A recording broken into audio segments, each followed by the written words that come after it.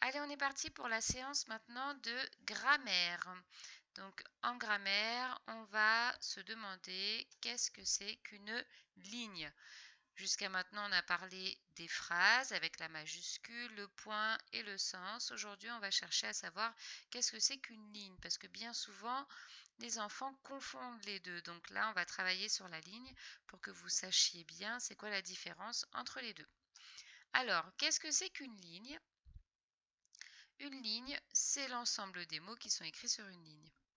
Alors ça paraît un peu facile comme ça ou compliqué d'ailleurs. On va regarder un petit peu.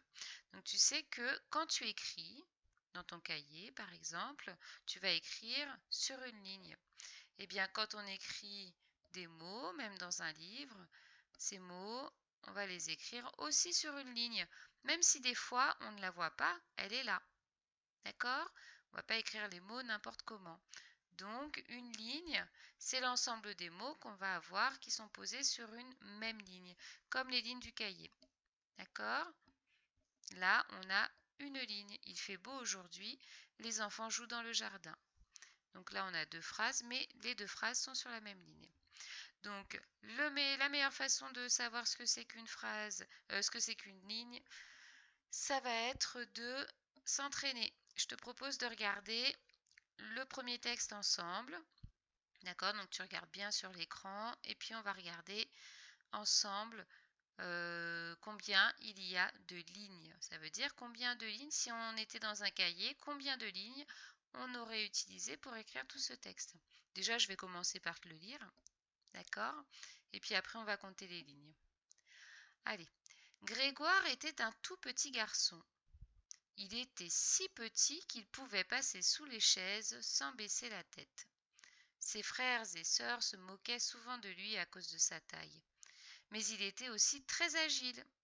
Un jour, un ogre arriva chez Grégoire. Il enferma toute la famille dans la maison et annonça qu'il allait manger tout le monde. Mais Grégoire réussit à s'échapper en passant par la cheminée et grimpa au plus grand arbre du jardin. Voilà. Donc, ce texte, on va essayer de voir combien de lignes on a utilisé, d'accord, pour écrire ce texte. Donc moi, je vais les tracer les lignes. Comme ça, on voit bien de quoi on parle. Alors là, ça fait 1, 2, 3, 4, 5, 6, 7, 8. On a donc utilisé 8 lignes pour... on a utilisé 8 lignes pour écrire ce texte. Pardon. Alors vous voyez bien que c'est plus facile que de chercher les phrases. Là, il n'y a pas besoin de chercher les points, les majuscules, etc. Il suffit de compter les lignes qui ont été utilisées pour écrire le texte. Alors maintenant, tu vas prendre ta feuille et tu vas regarder le premier texte, d'accord? Et tu vas aller chercher combien il y a de lignes. Mais avant ça, je te propose, ce sont les paroles d'une petite chanson, je te propose d'écouter la chanson. Un gentil tétard avec sa guitare buvait de la bière dans une gouttière. Un rhinocéros, toujours en retard, roulait dans le carrosse au mariage du canard.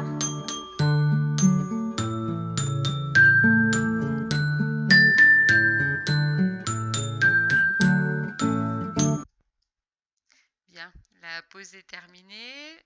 La petite récréation, elle est terminée. On se remet au travail. Alors, donc tu vas mettre pause et tu vas chercher combien de lignes ont été utilisées pour écrire ce texte. Tu peux tracer les lignes ou tu peux aussi juste compter si tu arrives à bien les imaginer dans ta tête. Tu relances ta vidéo pour la correction. Ça y est, tu as terminé? Alors, on va compter les lignes ensemble. Donc ça fait 1, 2, 3, 4, 5. On a utilisé 5 lignes. Est-ce que c'est ce que tu avais trouvé?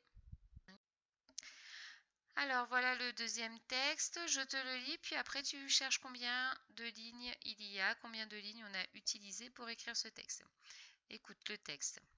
Le tigre joue de la trompette du matin jusqu'au soir. Un jour, la tortue qui habite tout près et qui en a assez achète une batterie et joue toute la nuit. Le tigre comprend aussitôt et jette sa trompette au fond des toilettes. Ce n'est pas trop tôt. Allez, je te laisse mettre pause, tu comptes les lignes et tu relances pour la correction. Allez, on corrige. On va compter les lignes ensemble.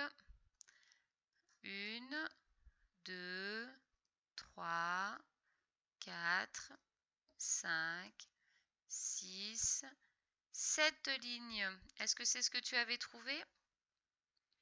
Allez, on continue avec un autre texte. Écoute la petite histoire. Notre amie la souris met son pyjama gris pour aller dans son lit, mais pas avant minuit. Avant d'aller au lit, elle doit faire pipi. Quand minuit arrive, notre amie la souris part rêver toute la nuit. Allez, je te laisse mettre pause et compter les lignes, surtout pas les phrases, mais les lignes du texte. Tu relances pour la correction. Ça y est, allez, on corrige. C'est parti, tu comptes avec moi. 1, 2, 3, 4, 5, 6. Il y a 6 lignes. C'est ce que tu avais trouvé? Ok, alors on continue pour le dernier texte. Écoute la petite histoire. Il est fou ce poulet. Il roule et tourne comme une boule. Il roule et tourne comme une toupie. Quel filou ce poulet qui se prend pour une roue. Et c'est au bout de la route qu'il rencontre son amour, la poule. Allez, je te laisse mettre pause et compter les lignes. Tu relances pour la correction. 1, 2, 3, 4, 5, 6. Il y a 6 lignes. Bien, envoie-moi une photo de ton travail que je vois comment ça s'est passé pour toi. Je te félicite, tu as bien travaillé et je te dis à demain.